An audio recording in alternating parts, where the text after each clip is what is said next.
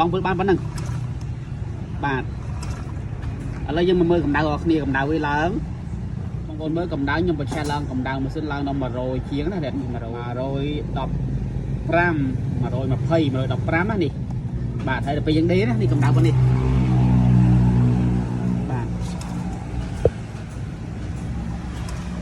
បាទអញ្ចឹងបាទស្គប់2019មានបញ្ហាបាទក្តៅបាទពិបាកដេរឬក៏ដេរអត់ឆេះឬប្រឡងវល់តិចបាទអូខេឥឡូវយើងទៅមើលគ្នាបាទតោះដេរបាទប្រឡងវល់បានប៉ុណ្្នឹងណាបាទយើងមើលលើកម្ដៅបាទយើងមើលលើកម្ដៅលើម៉ាស៊ីន scan យើងឃើញកម្ដៅនេះយើងបញ្ឆេះចោលហើយជាចូលជាងកន្លះម៉ោងហើយកម្ដៅឡើងដល់100ជាងណា110បាទមិញខ្ញុំបន្ទុកចោលមិញ120ឥឡូវធ្លាក់ដល់110ហើយគាត់នៅតែដេរបាទដេរបញ្ហាបែបនេះដែរឥឡូវដេរភាសាទៀតបាទនេះដេរប៉ុណ្្នឹងប្រឡងឡើងរួចទេបាទម៉ូតូនេះអតិជនគាត់ថាពេលដែលត្រជាក់ដេរឆេះធម្មតា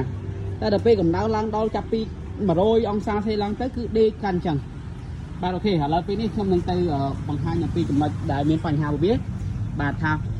បញ្ហាដែលត្រជាក់ដេរឆេះដៅពិបាកដេរឬក៏វល់ប្រឡងតែប៉ុណ្្នឹងដោយសារអីគេអូខេឥឡូវពេលនេះយើងទៅមើលចំណុចបញ្ហារបស់គ្នាបាទស្គប់2ឬប្រភេទតកូលម៉ាស៊ីន110ដែលមានបញ្ហាណាបើសិនជាបងប្អូនជួបបញ្ហាត្រជាក់ប្រឡងវល់ដេរឆេះធម្មតាតែដល់ពេលចាប់ផ្ដើមកម្ដៅ80 90ទៅដេរតឹងប្រឡងវល់ខឹបឡើងអត់រួចអានឹងឲ្យបងប្អូនត្រូវពិនិត្យមើល3ចំណុចនេះគឺបញ្ហាលើ3ចំណុចនេះ 100% គឺទី1បាទឲ្យបងប្អូនទៅមើលលើជើងចាបដាក់តាមទៅសង្ដាទេ2បងប្អូនមើលលើខ្នើយឬក៏ពកខ្នើយថាតើនៅមានអូតូម៉ាទិកខ្នើយទេឬគេដកចេញបែបនេះហើយបាទហើយបងប្អូនពិនិត្យមើលផងថាតើខ្នើយដែលគេដូរហ្នឹងជាខ្នើយស៊ីនឬខ្នើយអាយបាទណាទីមើលទៅលើបានក្បាត់ពីស្តង់បានដោះចេញមកសង្កត់មើលផងថាតើវាតឹងស្តង់ដាឬក៏វាតាមតម្លៃស្តង់ដាហើយបាទអញ្ចឹងសរុបមកវិញម៉ូតូនេះគឺមានបញ្ហាទៅលើបាទកូពីនេះមានបញ្ហាទៅលើអតិជនគាត់បានទៅរើម៉ាស៊ីននៅកន្លែងផ្សេងហើយ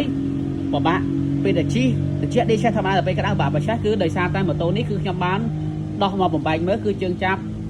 ត្រឹមត្រូវតាមតម្លៃស្តង់ដាទាំងអស់អក្សរ E អក្សរ I នៅលើអក្សរ E នៅក្រោមត្រូវតាមស្តង់ដាក៏ប៉ុន្តែអ្វីដែលខុសស្តង់ដាគឺដោយសារគាត់ដូរនៅខ្នើយ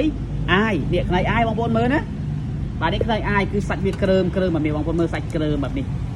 បាទហើយអ្វីដែលសំខាន់គាត់នេះពករបស់អូតូម៉ាទិកនេះគឺគេធ្វើមកវា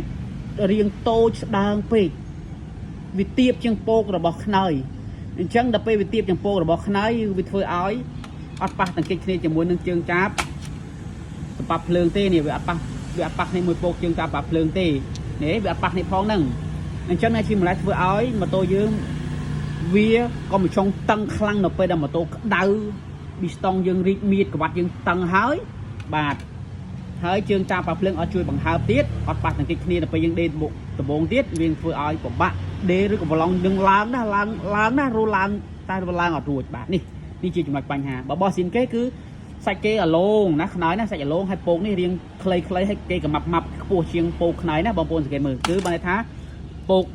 អូតូម៉ាទិកនេះវាត្រូវខ្ពស់ជាងអាកន្លែងពកខ្នើយនេះបន្តិចបាទអានេះវាស្មើគ្នាហ្នឹងអញ្ចឹងវាអត់ប៉ះគ្នាជាមួយនឹងជើងចាប់ពកជើងចាប់សម្រាប់ភ្លើងទេអញ្ចឹងជាមូលហេតុធ្វើឲ្យម៉ូតូនេះត្រជាក់ដេរបានក្តៅដេរអូសប្រឡងឡើងអត់រួចឡើងវិលហើយតែឡើងអត់រួចណាអញ្ចឹងវិធីមកស្រ័យនៅម៉ូតូស្គូពីនេះគឺខ្ញុំគ្រាន់តែដោះដូរខ្នើយឲ្យអតិថិជនមកក្របទេដាក់បោះស៊ីនវាវិញគឺពកកន្លែងអូតូម៉ាទិកគឺវា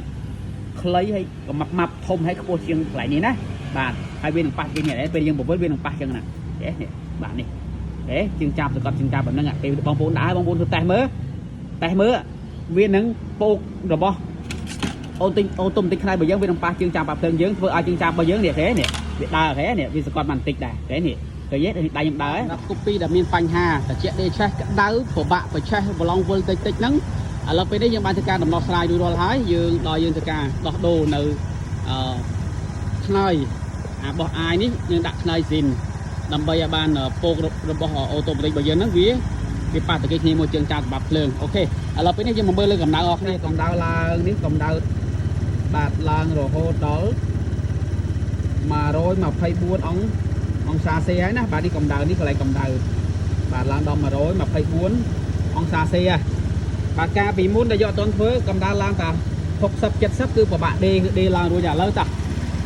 បាទយើងធ្វើការប្លុតបាទប្លុតមើលឲ្យដេឡើងវិញមើលដេបាទប្លុតដេអូខេបាទនេះជាចំណុចបញ្ហាដែលបងប្អូនជាងម៉ូតូយើងដែលជួបហើយតែងតែស្មានថាមកពីភ្នែកដេខូចមកពីម៉ាញ់ម៉ូតូមានបញ្ហាមកពីអីផ្សេងបាទអញ្ចឹងចំណុចដែលបញ្ហាទៅលើប្រភេទម៉ូតូម៉ាស៊ីនម៉ូតូប្រភេទម៉ូតូដែលត្រជាក់ដេឆាសក្តៅហើយដេវឡងវល់ឡើងមិនរួចឬក៏ឡើងតិចណាអាហ្នឹងចំណុចហ្នឹងគឺបងប្អូនឲ្យសង្កេតមើលកន្លែង3ចំណុចដូចខ្ញុំបានបង្ហាញពីវីដេអូដំបូងគឺឲ្យបងប្អូនមើលប្រឌិតមើលជើងចាបការដាក់ទុនត្រូវហើយនៅទី2បងប្អូនពិនិត្យមើលលើអូតូម៉ាទិកផ្នែកយើងវាមានការប៉ះទាំងពេញទេឬជើងចាបអាយបាទហើយមួយទៀតឲ្យបងប្អូនធ្វើការត្រួតពិនិត្យទៅលើបាទនៅ